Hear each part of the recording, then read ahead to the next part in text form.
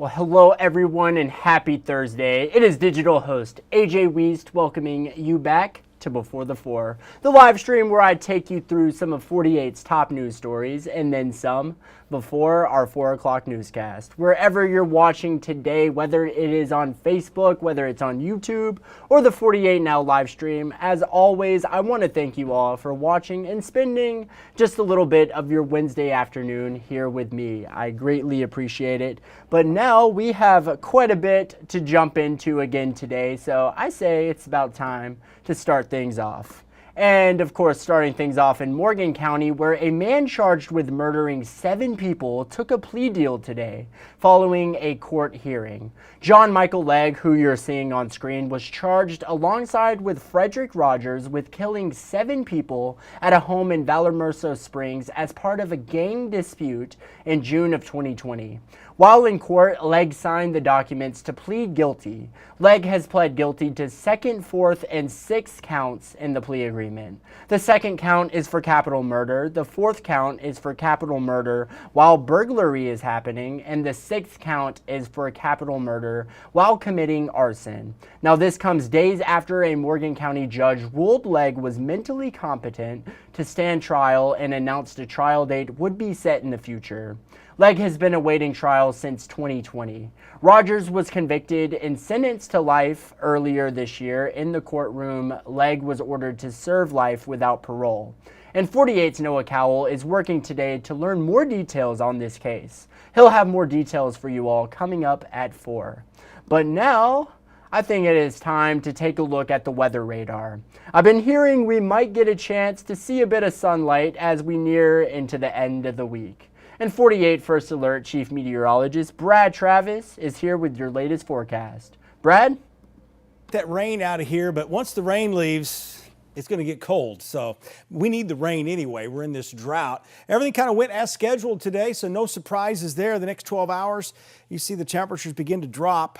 Overnight, we're going to fall into the upper 30s and low 40s. That north wind kicks in. Initially gusting to about 15, but here's a look at the last of the rain here as we get closer to about 3:20. Again, most of this is out of the shoals and will be out of the area by about 6 o'clock this evening. Let's focus on that 10-day forecast. Winter officially begins this weekend.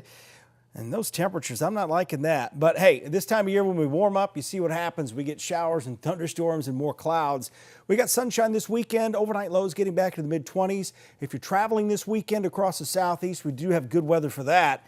And as we get on into next week, for Christmas Day, it's looking like rain, at least some light rain showers throughout the day. We'll have more on that coming up over the coming days. Back to you, AJ.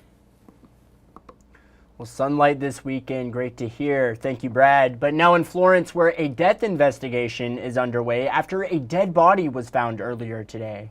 Now, the Florence Police Department says officers received a call around 9:40 this morning after a man was found dead in the alleyway near Huntsville Road. Police responded to the situation and blocked a portion of the road near the intersection of Huntsville Road and Kirkman Street for several hours. And 48's Aria Pons is working to learn more details on this death investigation. And she'll have more for you all coming up in our evening newscast. But now in Huntsville, where 2 capital murder suspects have been indicted by a Madison County grand jury. This according to court documents obtained by 48 earlier today. Neville Francis and Clarice Mann, who you're seeing on screen, they were both indicted in connection to a murder on Oakwood Avenue back in 2021. The pair were arrested and charged for the murder of 54-year-old LaWanda Mosley. Both Francis and Mann were charged with capital murder following the shooting. They also are facing a separate charge of shooting into an occupied vehicle. Francis and Mann have been in the Madison County Jail since the incident. And court documents reveal Francis will be back in court for a hearing in February. It's still unclear when Mann will be in court next. But now, a story staying in Huntsville. Yesterday, a judge granted an immunity hearing for alleged Twin Peaks shooter Jeremiah Matkins on his claims of self-defense. Matkins was charged with murder inside the Twin Peaks sports bar in Huntsville last month after the shooting death of Rayshun Bates. And yesterday, 48's Nick Ballinger spoke with the family of the victim, and take a listen to what they had to say. The alleged Twin Peaks shooter Jeremiah Matkins will get a chance to plead his case for self-defense now that a judge has agreed to hear details surrounding the shooting that killed Rayshawn Bates inside the crowded restaurant in November. The law sets out very clearly that if a defendant is able to show that he acted within the confines of the law, that he's immune from prosecution. Matkins' attorney Larry Marsili says immunity from prosecution would come if he can prove Matkins acted in self-defense, but those two words are what's enraging Bates' family. It's a shock. How can it be self-defense? I don't think that's right. Well, I know that that's not right. It couldn't be self-defense. How can he ask for immunity? I don't understand that. Rayshawn is not here to ask for that. He's not here to even defend himself. That's why we're here to do it. Bates' aunt Shamika Wade says the past month has been hard enough knowing that her nephew's accused killer is out on bond. And we're still facing the fact that we do not have Rayshawn anymore. This gentleman is still out freely with his family. We had to miss our first Thanksgiving. Now here comes Christmas coming up. The Bates family was looking forward to a preliminary hearing Thursday that could give the family's first opportunity to see evidence behind what happened to her Rayshawn that night, an opportunity to confirm what witnesses have been telling them. Look at the evidence, watch the video. It's self-explanatory. You will keep hearing from us until this situation is resolved. Keep hearing from them. We will not shut up. Thank you, Nick. And now a story, in case you missed it, from 48 Savannah Sap in Albertville, where a group of students recently got together to build an early Christmas present for a disabled man in the Albertville community. Savannah Sap with the story. To me, it just makes me, just so proud to see how far they've come in just a few months. Those are the words from teacher Matthew Bassaraba after students in his advanced manufacturing classes built this modified wheelchair for someone in need. We've been working on it for about 2 to 3 weeks now. The students built a custom wheelchair with handbrakes that will help Dennis Kellogg get up and down ramps more easily. Cameron, Titus, and Alan helped design and build the chair. They say it was a challenge. Designing the parts were probably the biggest issue because this is like our first year doing SolidWorks and everything, so we're still learning the basics and everything. The chair is made of scrap metal and 3D printed parts. Kellogg got a chance to test out a prototype of the chair weeks ago. He says the custom brakes will keep him from rolling backward. I've been looking for help with this since August, and you guys kicked this out in a week. I'm looking forward to taking it on the road. Yeah. Junior Titus Fritz says this has been a rewarding experience. It means that it gave me a chance to help someone in need, and it gave me real-world experience in using the skills that I am currently trying to develop. Now, unfortunately, Mr. Kellogg has been a bit under the weather, so he was not able to pick his wheelchair up today. However, instructor Matthew Bassaraba says he will be hand-delivering that chair to him as soon as he is well. In Albertville, I'm Savannah Sapp, 48 News, on your side. Such a sweet story there. That is awesome. Thank you, Savannah. But now coming up after the break, some exciting news for Braves baseball fans, the Salvation Army, and finally, a story you're just not going to want to miss. It's all ahead. I'll see you all in 1 minute.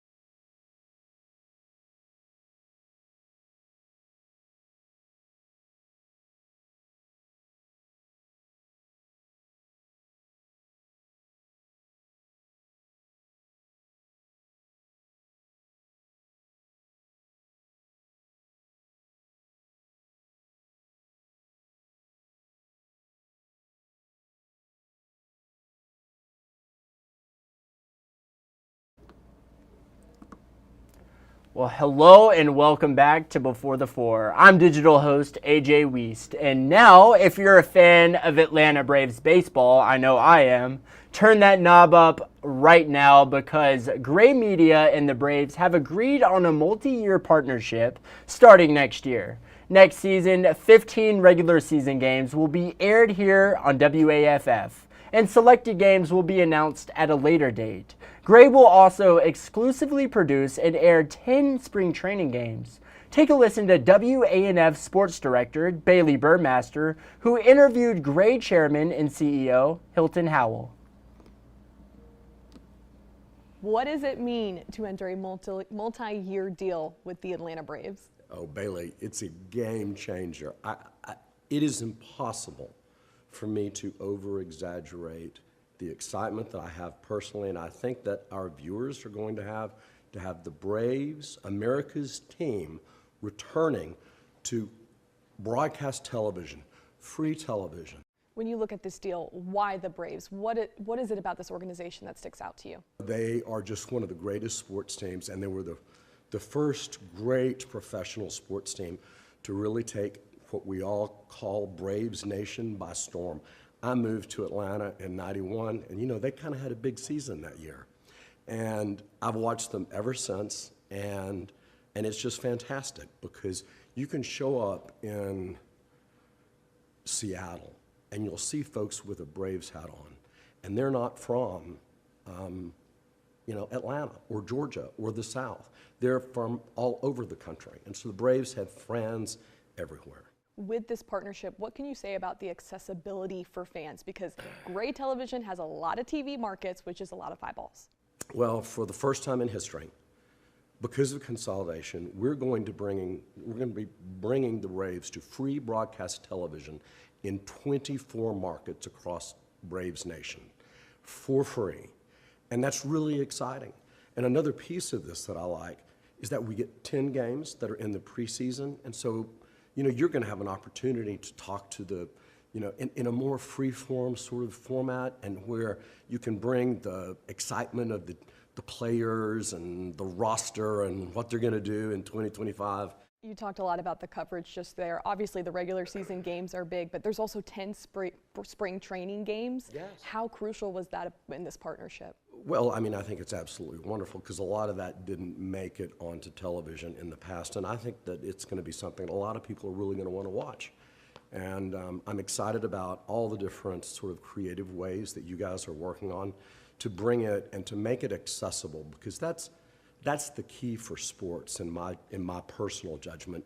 And as a company, Gray has been really fortunate. We've got a wonderful footprint, and we have started really, the first big sports franchise was the Suns in Arizona, and we've kind of come to the East Coast. We went through and did a lot of basketball teams, and we've got the Pelicans going out throughout the Gulf Coast states, and now we get the Braves, our first baseball team, and it's in our hometown. You have no idea. I mean, I can barely stand here. I'm so excited. For the first time since 2013, the Braves will return to Peachtree TV. People remember it as Ted Turner's legendary Channel 17. What does it mean to get back to the roots a little bit? Oh, I think it's huge. I'm an old history guy, and I love the story and the roots and how it all began. And it was Ted Turner taking this thing on cable nationwide, and WTBS, the superstation.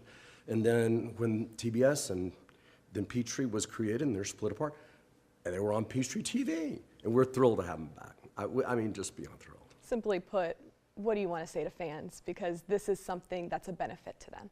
Well, buckle up. You can get it anyway and enjoy your Braves, because we're proud to bring them to you.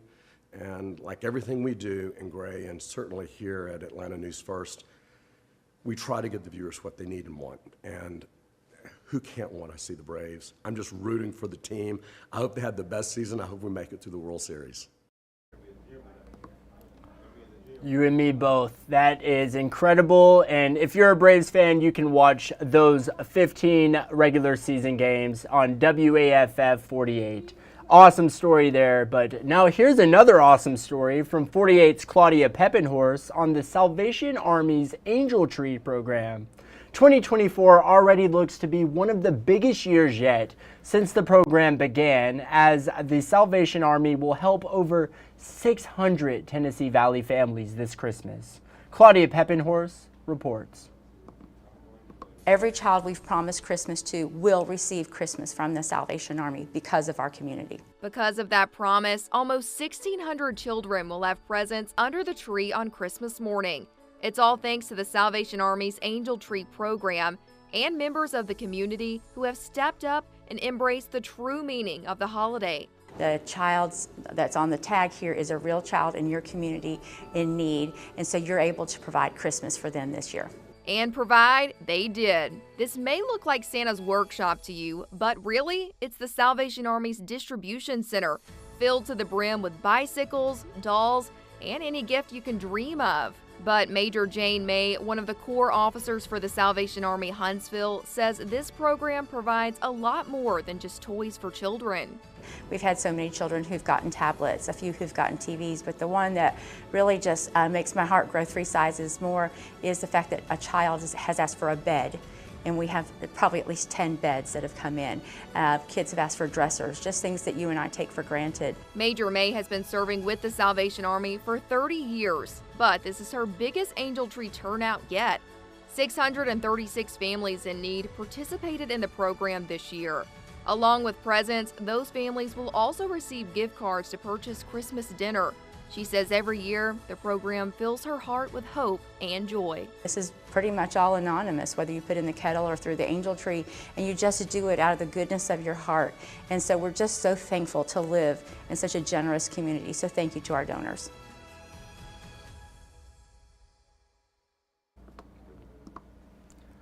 Yes, absolutely. Incredible stuff. Thank you, Claudia. And if you're watching and you donated to the Salvation Army this holiday season, I want to, of course, thank you for helping make someone's Christmas special. But now, on a small street in Baltimore, the spirit of Christmas shines bright. Holiday lights stretch one full city block. And it's more than just a bunch of neighbors lighting up the night. Deborah Alfarone takes us there on the good side. Give me one word to describe 34th Street. Christmas.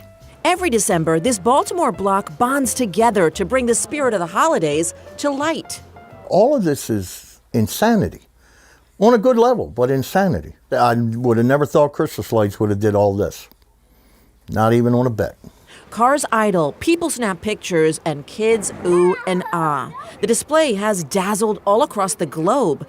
After roughly 50 years, Bob Hosier still can't wrap his head around it. I get it. They enjoy the lights, and you don't see anything or very few displays like this. But I can't get past it's just some Christmas lights, you know? And that's because I'm on this side. I'm not out there. But it's not just some Christmas lights. Well, it is to me. Bob's the one who started this whole thing. You could call it the Northeast's North Pole. I grew up here way back when we used to come when I was little in the 70s. I think the fact that the whole community gets together every year and they're so dedicated to it, and with everything going on in the world today, it's nice that there's something that brings people together. Everybody here does their own house, their own way, the way they want. This is just a bunch of neighbors that all show up at the same time and do this every year. Bob's oldest decoration dates back to the 1940s. Each house has its own twist, from the traditional to some that are uniquely Baltimore. This iconic hubcap Christmas tree dedicated to its artist who recently passed away. A pint of Natty Boh beer and Maryland's famous blue crabs. You're not going to imitate a Maryland blue crab. Don't even try. Don't even try. Do you have a favorite house or a favorite light? I think it's the one with the train right there. Everybody out here is so happy, and they're taking pictures and they're getting along. One house glows with the spirit of Hanukkah. Another encourages the joy of reading books. It's great to see all the different displays, to see the variety, to see all the different themes, and to have it all in one place. Bob says the feeling can be, well, electric. People have been inspired to propose here. He also shares a story about one woman that illuminates the power of these lights to lift people up. We leave the lights on all night, Christmas Eve, and she said, you know, I was thinking about committing suicide. And I came down here and saw these lights and said, why? I'm going to start over. And she left a letter in the mailbox. See, it's not just some holiday lights. It's love. When will you stop decorating? That's hard to say. As long as I can get up down the ladder, so I guess I'll keep going. This has never been about this street or us. This has been about Christmas. At the Miracle on West 34th Street for the good side, I'm Deborah Alfarone.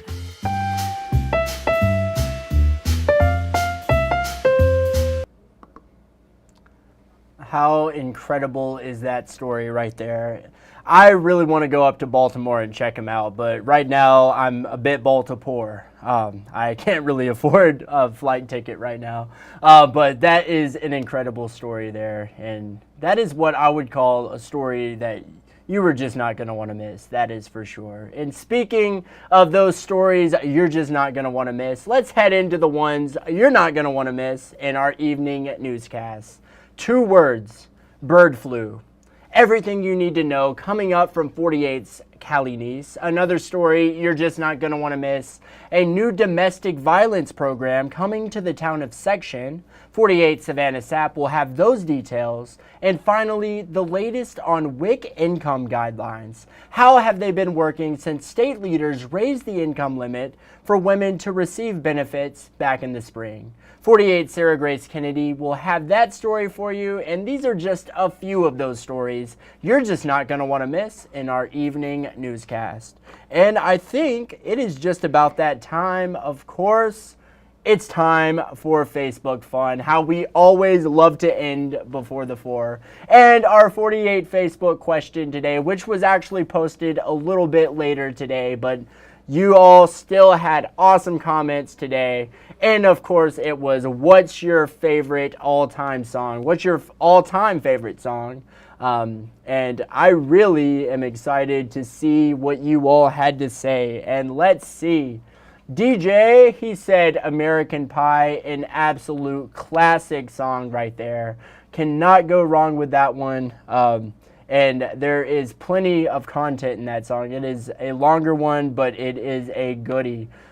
Just an absolute American classic song there. DJ, very nice music taste right there. Very nice choice. Thank you for commenting. Tina said Endless Love by Lionel Richie and Diana Ross. Another iconic classic song right there. And that's one of those songs that just instantly made the world a better place upon recording it, in my opinion. An awesome song there. Cannot go wrong there. Another great choice, Tina. Thank you so much for commenting. Angie said Tiny Dancer by Elton John. And honestly, that is an incredible song, but I think every song in Elton John's discography is just incredible. I have never heard a bad Elton John song. Let's just say that. Angie, thank you so much. And once again, another great choice. Michael said Turn the Page by Bob Seger. 100%. Good Lord, I did not realize you were all incredible. You all have incredible music tastes. That is for sure. Another classic. Incredible. Michael, thank you for commenting. And then Tanya said, I have always found this an impossible question to answer. And I agree with you on that, Tanya. I don't believe I could pick an all-time favorite song. I have so many, and it just kind of depends on my mood for the day. Like some days I might want to listen to this genre. Another day I might want to listen to a different genre. It just kind of depends. But music is music, and you gotta love it. Thank you all for commenting on today's Facebook question of the day. Greatly appreciate it, and it truly does make my day reading over your comments, and it is a lot of fun, so I greatly appreciate that. But that is just about all for today's Before the 4. I want to thank you all for sticking around and spending a little bit of your Wednesday here watching Before the 4. If you haven't done so already, make sure you download the Facebook, or not the Facebook, the 48 digital app, rather, the 48 First Alert weather app, and of course the 48 Sport Zone app.